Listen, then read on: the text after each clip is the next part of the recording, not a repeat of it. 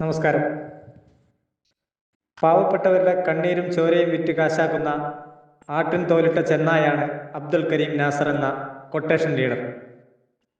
കൊല്ലംകാരനായ ഇദ്ദേഹം സൗദിയിൽ ഇരുന്നു കൊണ്ട് സ്വന്തം തടി വിയർക്കാതെ പാവപ്പെട്ട പതിനായിരങ്ങളുടെ ജീവനും ജീവിതവും തകർത്താണ് പണം സമ്പാദിക്കുന്നത്.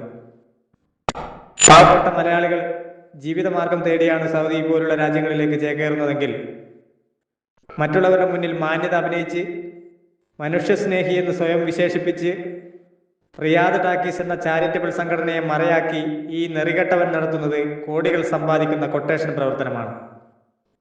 യാതൊരു ഉളുപ്പും മാന്യതയും ഇല്ലാത്ത ഈ വ്യക്തി പാവപ്പെട്ട സ്ത്രീകളെ പോലും ഭീഷണിപ്പെടുത്തിയാണ് മുന്നോട്ട് പോയിരിക്കുന്നത്.